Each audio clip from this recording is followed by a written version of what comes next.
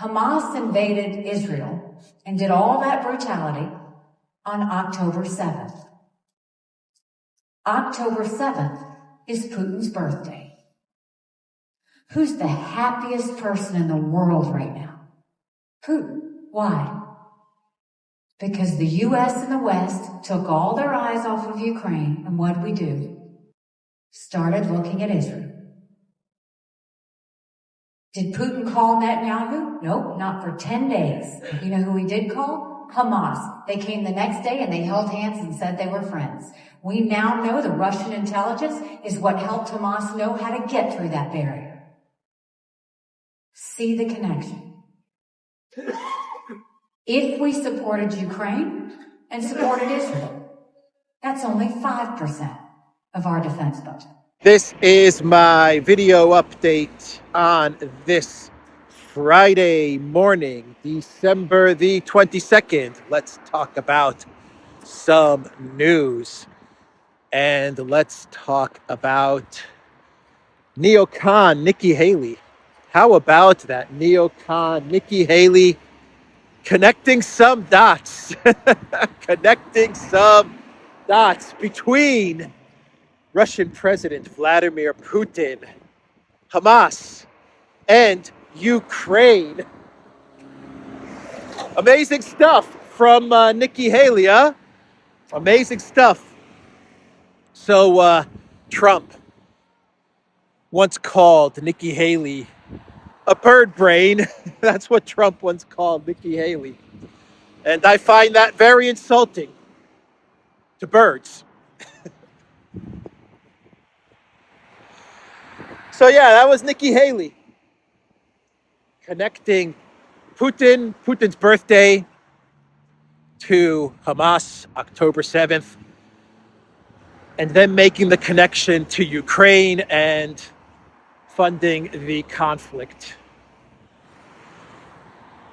in Ukraine. So Nikki Haley fails to understand, or forgot to mention, that it was Russia that fought Hamas in Syria, while she was the UN ambassador under the Trump administration, pushing for regime change of Assad and supporting Hamas and IS in order to get that regime change of Assad. But Nikki Haley, she doesn't want to mention that, does she?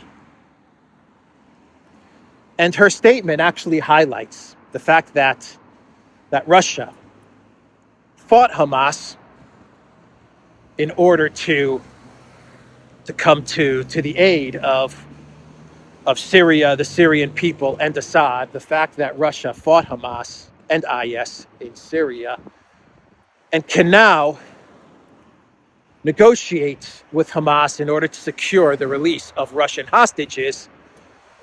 Actually, it highlights the realistic, pragmatic approach that Russia takes with regards to foreign policy, and it highlights the dumbed down approach that Nikki Haley takes to foreign policy. But Nikki Haley, the statement that she made, it went further. Actually, what I played for you at the beginning of this video, it's just a small part of what Nikki Haley actually said. And so what I will do is I will tell you the rest of what Nikki Haley said during this speech, because this channel wants to be fair to Nikki Haley, because she actually connected a lot more dots during this statement. It wasn't only connecting Russia, Putin's birthday, Hamas, and Ukraine that Nikki Haley connected. She actually, let me walk to a quieter place here so I can tell you what other dots Nikki Haley actually connected during her speech. After she connected Putin to Hamas and to Ukraine, Nikki Haley went on to tell the crowd that was listening to her. She went on to say that. Now listen to this. She went on to reveal that Russia and the Putin, they invaded Ukraine on February the 24th. Now, this is what Nikki Haley said. This is a part of her speech that has been cut out, okay? So I'm giving you parts of her speech, her connecting the dots that has been cut out, okay? Because I want to be fair to neocon Nikki, because she connected a whole lot of dots. We're talking a whole lot of dots. So she went on to tell the audience that on February 24th, Putin invaded Ukraine. She then went on to tell the people in attendance, you know who else was born on February 24th? Take a wild guess. The same day that Putin invaded Ukraine, do you know who else was born on February 24th? We're going to be connecting some dots now. I'll tell you who was born on February 24th, the same day that Russia invaded Ukraine. Edward James Olmos. That's right. The famous actor, Edward James Olmos, was born on February 24th, the same day that Putin invaded Ukraine. And do you know what TV show Edward James Olmos starred in? Take a wild guess. We're connecting dots now. We're connecting dots. Let's walk this way. Edward James Olmos starred in Miami Vice. Remember that? Miami Vice? Yup. Do you know, Nikki Haley told the audience then, do you know where Miami is located? And the audience was like, where? And Nikki Haley said, Miami Vice and the city of Miami is located in Florida. That's right. And then Nikki Haley, she told the audience, do you know who else resides in Florida? Who? Orange man, Trump. Trump resides in Florida. And do you know what Trump wants to do with Project Ukraine? He wants to stop funding Project Ukraine. And do you know who controls Trump? You guessed it, the Putin. Yeah, Nikki Haley was connecting some serious dots. I mean, we're talking some mad dots she was connecting. Wow. I mean, the audience, I wish I had the video, because the audience was just like, wow, I never knew this was going on. But Nikki Haley was connecting some dots, some big time dots. It didn't end there, actually. It didn't end there. Nikki Haley decided to connect some more dots. So Nikki Haley then went on to tell the audience that Putin invaded Ukraine on February 24th. Do you know who else? Do you know who else was born on February 24th? Steve Jobs. That's right. The founder of Apple. Steve Jobs, rest in peace. He was born on February 24th. Yep.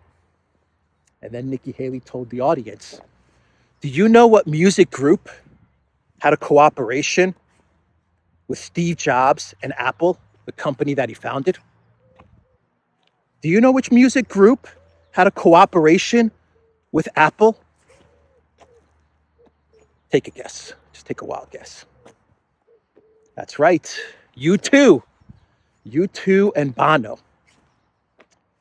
And then Nikki Haley told the audience, do you know that Bono was in Kiev visiting Zelensky? Yep. Do you know who else was in Kiev visiting Zelensky? David Letterman. That's right. And do you know what city David Letterman had a popular talk show? Do you know what city? Late Night with David Letterman, Nikki Haley told the audience. And the audience, they didn't know. And Nikki Haley said, New York City. And then Nikki Haley, she made the connection. She made the connection. Do you know where Trump Towers is located? And the audience was just amazed. And Nikki Haley said, New York City. And then Nikki Haley said, Trump wants to stop funding for Project Ukraine. And you know who controls Trump? The Putin. People, Nikki Haley said, people. The Putin is laughing at all of us. You got to connect the dots, Nikki Haley said. Know how to connect the dots. So look, that was the entirety of Nikki Haley's statement speech.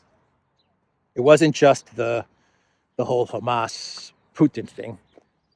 Putin's birthday, Hamas, Ukraine. That was just one snippet, one part of a much more revealing, much longer speech. So that is neocon Nikki. Let's now turn our attention to Jungle Josep. So Jungle Josep Borrell of the European Union, he gave a speech the other day, and like Blinken's speech, like Blinken's statement to the press, where Blinken was defeated, and he looked defeated, and Blinken basically admitted that Project Ukraine is lost. Zelensky needs to learn to stand on his own 2 feet. That is what Blinken told the media. Jungle Josep Borrell, well, he also looked very defeated, and he told the audience in attendance, he said that Europe is in danger if we don't change course rapidly, if we don't mobilize all our capacities, if we let Putin win the war in Ukraine, if we are not able to stop the tragedy which is happening in Gaza, I think our EU project will be very much damaged. Our EU project will be very much damaged. That is a statement from Josep Borrell. And of course, Borrell has no ideas as to how to take on the Putin. And the European Union has done nothing, absolutely nothing, to get a ceasefire in Gaza. But Borrell said that the EU project is in danger if these 2 issues, these 2 problems, these 2 conflicts are not sorted out. He looked absolutely defeated. Borrell described Russia as an imperialist and colonial power which is in search of its identity. now that folks, that is projection. you want a classic case of projection? That is projection. Russia has an identity. Russia has a history, a language, a culture, a history that goes back 1,000+ years. Now the EU, no, no, the EU has no identity, Zero, zilch, nada, nichevo, nothing.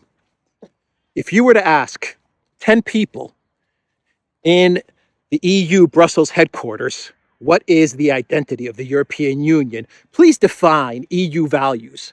I bet you would get 10 different answers. I'll put money on it that you would get 10 different answers because the European Union has no identity. It's the European Union that is in search of its identity. It's the European Union that is imperialist and a colonial power. My God. He says Russia's a colonial power. My God. This statement is pure projection. But that's what Borrell said. And then Borrell said in a tweet, we need to do more and faster for Ukraine because Russia truly represents a strategic threat to the European Union. He then said, and we need to use our leverage and engage more in the Middle East for a two-state solution. Well, as far as the Middle East is concerned, Europe, use your leverage. Why don't you use your leverage? Do you have leverage? No. Is anyone listening to you? No. And as far as doing more faster for Ukraine, well, I think Kim.com said it best in his reply to Jungle Joseph. He said, and I quote, it's over. It's over. Enough said. An epic reply from Kim.com. Jungle Joseph, it's over. So like the 5 stages of grief, where exactly is Borrell right now? Is he at the acceptance stage? Not really. He hasn't quite reached the acceptance stage. And I think Kim.com is basically telling Borrell, look, you're almost there. You're almost at the acceptance stage of the failure that is Project Ukraine. You're almost there. All you need to do is admit that it's over. That's it. So then Borrell, during a statement the other day, he talked about how Europe was able to move away from its dependence on Russian energy. Borrell said, Europe's reaction to the war against Ukraine was remarkable, drastically reducing energy dependence on Moscow, which seemed impossible. Borrell then said, prices went up, as did interest rates. The economy suffered. We paid a political price. We bought a lot of gas all over the world. We had to buy at higher prices that others could not pay. Maybe we have changed one dependency for another. But in any case, we have freed ourselves from energy dependence on Russia. Bravo. Bravo, European Union. Bravo. Well done. You freed yourself from cheap, reliable, stable Russian energy, and now you're completely dependent on expensive, unreliable, not stable energy from all over, from the United States via LNG. Bravo. Bravo, European Union. And you've wrecked your economy, you've wrecked your industries. Well done. But you're finally free from cheap, reliable, stable Russian energy. Well done. Well done. So how are things going for Jungle Joseph's Ukraine project? How are things going? Well, the BBC, they put out an article with the title, Ukraine War, Male Citizens Living Abroad to be Asked to Join the Army. Ukraine men between the ages of 25 and 60 living abroad will be asked to report for military services, Defense Minister Umerov has said. He described this as an invitation, but seemed to suggest anyone who did not comply would be sanctioned. Doesn't sound like Borrell's Project Ukraine is going too well, does it? Die Welt, they put out an article saying that Ukraine is running out of crews for German-made battle tanks. There are fewer people signing up to train in the operation of Leopard 2 tanks, Die Welt reports. Basically, the German publication, what it said in this article, in summary, it said that the training for Leopard 2s is at 50%. And that's an optimistic outlook of things, of the situation. It can't find men soldiers, volunteers to train to operate the Leopard 2 tanks. I wonder why. First of all, where did the first group of Leopard 2 tank operators go? Where did they go? I think we know the answer to that. And why? Why do men who are living abroad not want to return to Ukraine? And why do men living in Ukraine not want to sign up to operate the Leopard 2 tanks? I wonder why. Is it because of all of the Ukraine winning? Is that how you would explain it? Nope, that's not how you would explain it. It's because Project Ukraine has gone catastrophically wrong. And actually, the Die Welt article says that this inability to find soldiers to operate the Leopard tanks has actually been going on for a long time now. This is not something new. This has been going on for about, let's go around, for about a year now, 6 months to a year now. But they're finally starting to admit that they can't find men. They can't find soldiers. Meanwhile, you had Russia's top military commander, Gerasimov. He came out with a statement revealing the goals of Ukraine's big super duper counteroffensive that offends me. Well, that offended me. It's over now. That offended me and offended you and offended everybody, including that guy down there that's fixing up this park. The counteroffensive, the spring, summer, fall, winter, spring, summer, super duper counteroffensive. Gerasimov, he talked about what the goals of the counteroffensive were for the Ukraine military. And this is no surprise, this is no shocker, because the collective West, the Biden White House, and Zelensky and his entire administration, they telegraphed the goals of the counteroffensive 3 months before the thing happened. So everyone knew what the counteroffensive was looking to achieve. Gerasimov, he just confirmed it.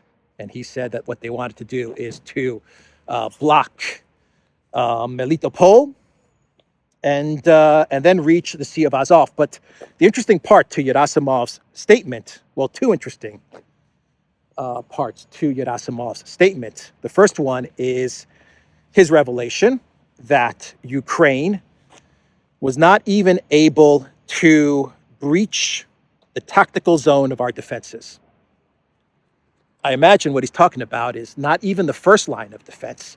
They weren't even able to get out of the gray zone. They weren't even able to reach the first line of defenses, weren't even able to breach the tactical zone.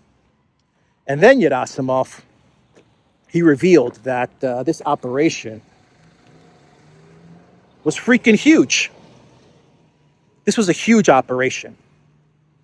Gerasimov noted that the core of the Ukrainian force used in the counteroffensive consisted of brigades trained and armed by Western nations. The grouping that was supposed to reach the Azov Sea initially included 50 battalions armed with over 230 tanks and more than 1,000 infantry fighting vehicles, half of them Western-made, he reported. The force was later boosted to 80 battalions, according to the general. We're talking about a huge operation which completely failed, which accomplished nothing. As a matter of fact, I believe even Rabotino, even the little village that Ukraine kind of captured, Rabotino that they captured 37 times, even that small little teeny tiny gain has been completely erased by the Russian military. So that was Gerasimov's statement. And by the way, Orban, I believe he gave his year-end press conference, and he was asked by the media. I think this is where he made the statement, but I could be wrong about that. But I believe this was at his year-end press conference, and he was asked by the media, "What did Zelensky tell you when you were in Argentina?" And Orban confirmed that Zelensky wanted to know about EU funding, and then Zelensky invited Orban to meet, to have a sit down and hash things out, to talk things over. And Orban told the reporters, he said that he accepted the invitation. This is according to Sky News, by the way. Orban accepted Zelensky's invitation to meet when Zelensky offered it up. So I don't know if Orban was just kind of saying, yeah, I said, let's meet, whatever, but I have no plan to meet the guy, or if he's serious, if he really would want to meet with Zelensky, if he was invited to meet Zelensky. Well, I don't think the meeting's going to happen. I don't think there's a need for the meeting anymore, because Zelensky got what he wanted, which is the EU accession talks, though Hungary is blocking the 50 billion that Ursula and Borrell and Michel want to give to Zelensky. So maybe Zelensky will re-invite Orban to meet, so he can try to unblock the 50 billion euros over 4 years, over 4 or 5 years. It's not 50 billion euros all at once, even though we are getting reports that the EU doesn't have 50 billion euros in its budget. So they're talking about 50 billion euros to Ukraine, but they don't have the money. They're broke. Like, the EU is completely broke. So they don't even have 50 billion over 4 years to give to Ukraine. But, if Orban is thinking about meeting Zelensky, I would say, please don't, Orban. Please don't. The Zelensky curse, it's real. It's not a joke. You don't need it. Stay away from the Zelensky curse.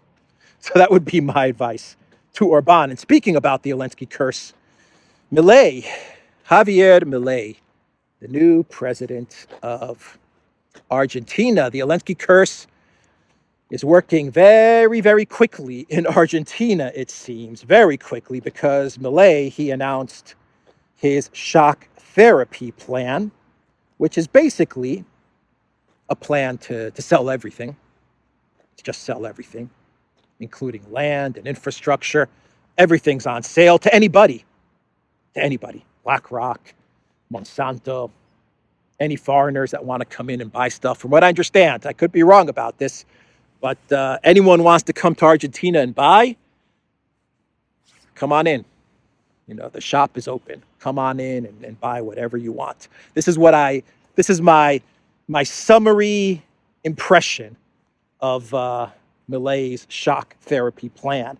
The package contains over 300 measures to battle the country's severe economic crisis, according to Milei's shock therapy reforms.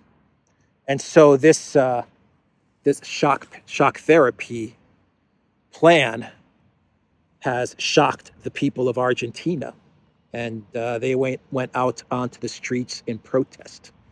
And Milei said that all of the people protesting,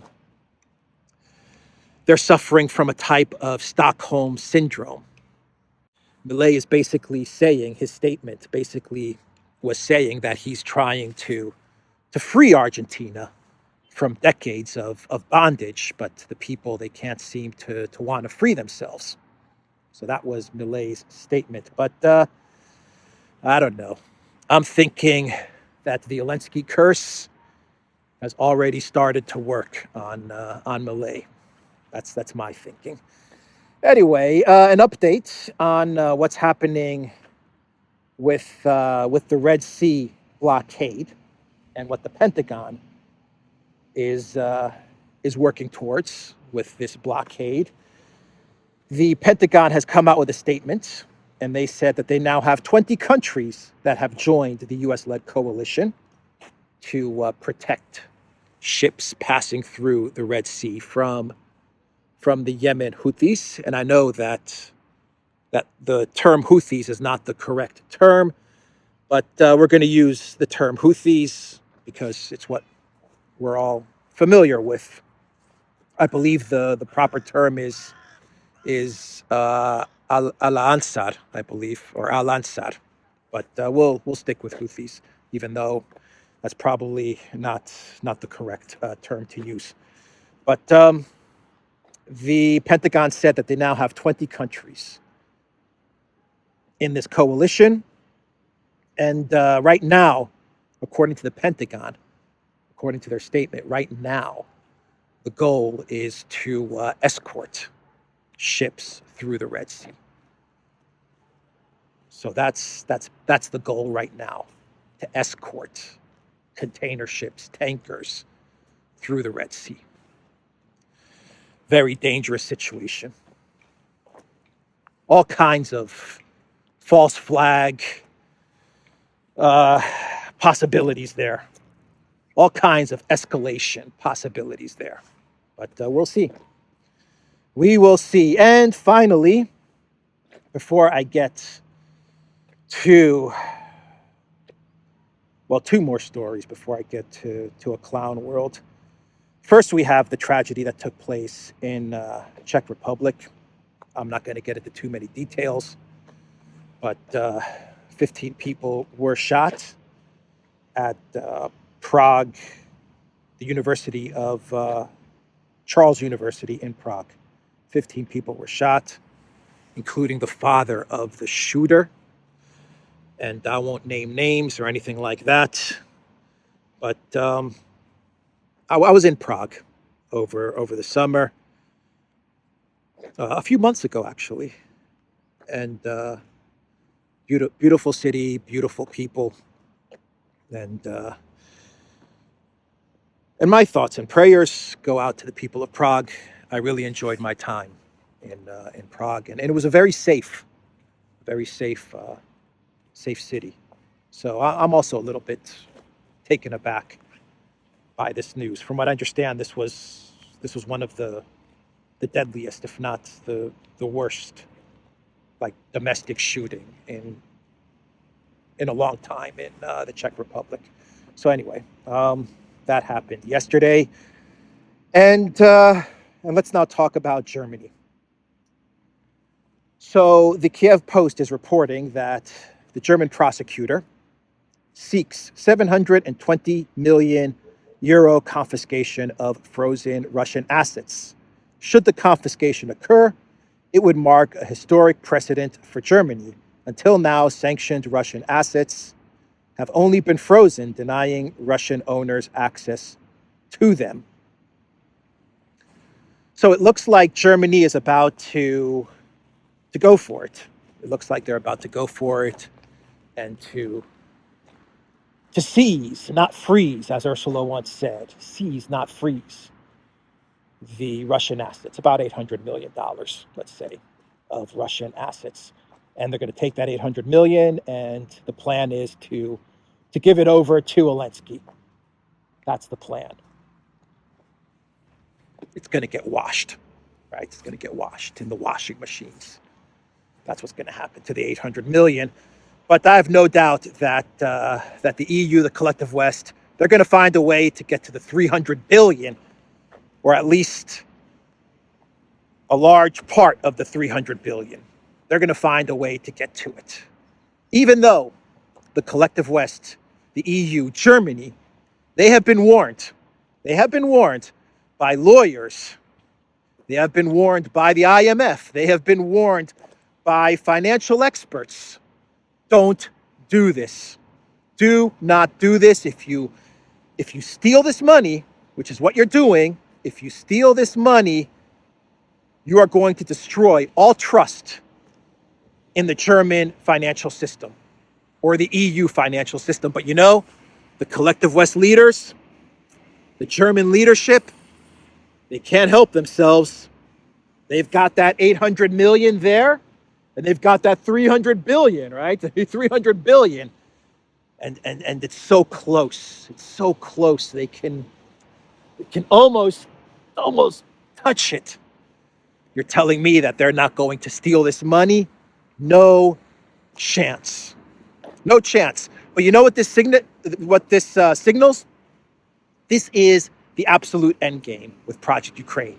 The minute they steal the Russian assets, that's when you know Project Ukraine is 100% over. Because that's the last card that they have to play, the last hand that they can play. That's it. That's when you know Project Ukraine is 100% over. Maybe that's when you know when the collective West leaders like Jungle Joseph, maybe that's when they've reached the acceptance phase of the 5 stages of grief. Is when they've accepted that Ukraine is lost, so we might as well take the money. Take the money and run. Or take the money and wash. Anyway, Lavrov, he had something to say about the reports that Germany is looking to seize the 800 million in Russian assets, and this is what Lavrov said, and I quote, they, in reference to the Germans, the German government, I don't want to say the Germans, the German government, Lavrov said, they are thievish. We realized this a long time ago. They have been treacherous all along in political terms. You know, in the sense of reneging on agreements and trying to deceive someone. Now they have turned out to be thieves in the literal sense. That's what Lavrov told journalists following his visit to Tunisia.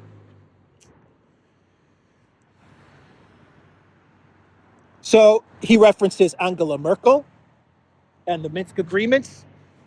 You know, we were never going to honor the Minsk agreements, Angela Merkel said. We were just using the Minsk agreements to buy time and to build up the most powerful NATO proxy military. So Angela Merkel admitted that 3 times. She's on record admitting that she was never going to honor the Minsk agreements.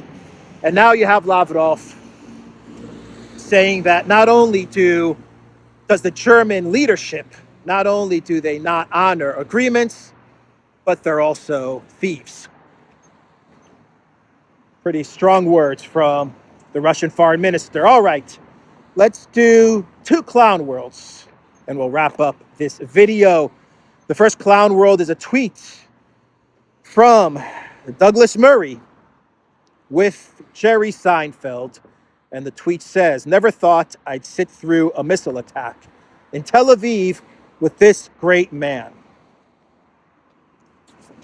What an inappropriate, that's to say it mildly. I'm being very, very diplomatic, very mild in my statement. What an inappropriate tweet to put out there. But he put it out there. And we have Robert De Niro, who said that Biden on a gurney is still better than Trump. In an interview with Rolling Stone on Wednesday, De Niro, 80, responded in the affirmative when asked if he thought Biden would be the right guy to defeat Trump, who is widely seen as the GOP frontrunner in the 2024 presidential election. Quotes, I think that if Biden was on a gurney and couldn't move anything but his eyes to blink, yes or no, he's our person. There's no way that he's not the guy to take Trump down, De Niro said. According to De Niro, Republican presidential candidate Nikki Haley, who used to serve as U.S. ambassador to the UN under Trump, could also come in and at least throw him off and become the GOP's nominee. But Biden is the best person at this point, De Niro said, adding that we need anything to get rid of Trump. So that was the statement from De Niro, who has lost his freaking mind. But, you know, I don't understand what De Niro's talking about. Biden blinking yes or no. I mean, Biden is pretty much at that stage right now. So, you know, De Niro's saying if Biden were to be at a level where he can only blink yes or no, I mean, De Niro, he's already kind of there. Biden has already reached that stage. But yeah, what a shame. Such a great actor. So many great movies, and he turns out to be a complete knucklehead. Hollywood actors, everybody. Hollywood actors. And then he supports Nikki Haley, too. It just tells you everything you need to know about Hollywood and actors like De Niro. All right, everybody, that's the video. TheDuran.locals.com. We are on Rumble, ODYSEE, BitChute, Telegram, Rockfin, and Twitter X. And go to the Duran shop. I am wearing my Portugal long sleeve. I am wearing my Zelensky special edition green jacket. 20% off. Use the code Christmas20. Take care.